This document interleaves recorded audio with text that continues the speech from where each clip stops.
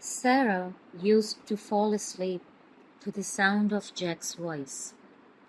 In those early months, he would talk about everything: the trips they'd take, the house they'd buy, the children they might have. He'd bring her flowers for no reason, slip handwritten notes into her bag, and call her in the middle of the day just to say he missed her. But now the nights were silent, and when she did speak, it was only to herself. "What's my fault?" she whispered into the darkness, night after night. The question had no answer, but it clung to her like a shadow. The smell of rosemary and garlic filled the kitchen as Sarah set the plate down in front of him.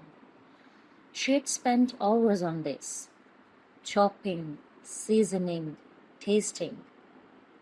Jack picked up his fork, took a bite, and then let it fall with a sharp clink against the plate. "This again?" His voice was flat, but the edge was unmistakable. "Too much oil, Sarah. Do you ever listen?" Her throat tightened.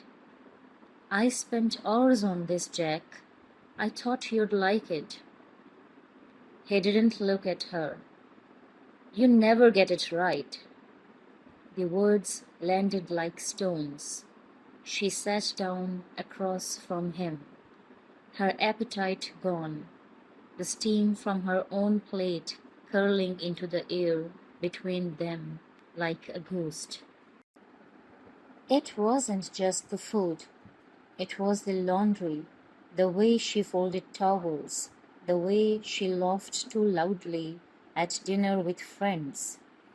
No matter how hard she tried, cooking, cleaning, shelving her own dreams, Jack found fault in everything.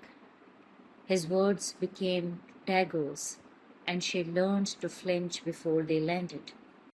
One night, she lay curled on the bed, tears slipping silently down her cheeks.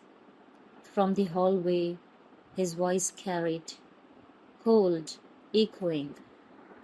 "You're selfish. You only think about yourself." She pressed her palms to her ears, but the words had already burrowed in. "Am I really that worthless?"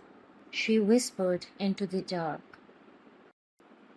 The next morning, she didn't make breakfast. She left the house without telling him where she was going. The park was alive with the scent of wet grass and the sound of children's laughter.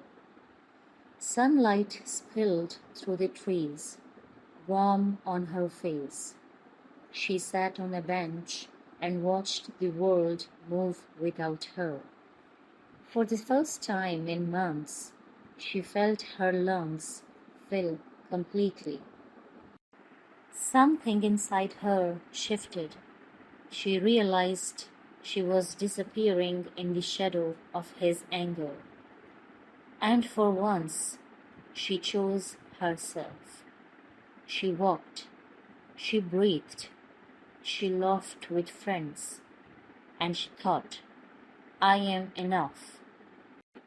When she returned home, Jack was waiting in the doorway. "Where were you? No note, no call." "I went for a walk." "You are not the woman I married. You are changing." "I have to change, Jack," she said, her voice steady despite the tears in her eyes. "Because I refuse to keep breaking just to make you whole." He stared at her, stunned, as she walked past him. Days later, Jack sat in a therapist's office, his hands trembling in his lap. You say you love her, the therapist said gently. But love without respect isn't love at all. Jack swallowed hard. Memories of his words, his tone, the way Sarah's shoulders had curled inward. They came back like shards of glass. For the first time, he saw the damage he had caused.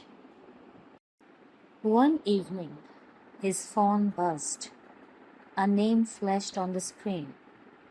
Rachel. He hesitated, then answered. You did the same to me, Jack. Rachel's voice was tight, trembling. You broke me. Do you even realize the pain you leave behind? I'm sorry, he said, the words tasting foreign. Sorry doesn't fix the years I spent doubting myself. When the call ended, Jack sat in silence, the weight of his past pressing down on him. Jack returned to Sarah, his voice low. I don't deserve your forgiveness, but I'll fight every day to earn it. I want to believe you, Jack, she said, her voice trembling. But my heart, it's tired. They sat in silence, the air heavy with everything unsaid. Weeks passed. Jack kept going to therapy. He learned to listen without defending, to speak without wounding. Sarah watched, cautious but curious. One evening, they walked together in the park. The sun was setting, painting the sky in gold and rose. I'll give you one more chance, Jack, she said, her voice gentle but firm. Not because I'm weak, but because I see your fight. Don't make me regret it. You won't, he said, his voice breaking. This time, I'll protect your heart, not break it. They walked on, their hands clasped tightly. The sunset, isko kaatna.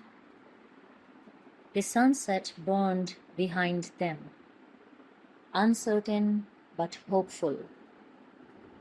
Sometimes love isn't about perfection, the thought came to her. It's about the courage to change and the strength to forgive. But deep down, she knew the real question wasn't whether Jack could change. It was whether she could trust herself to stay.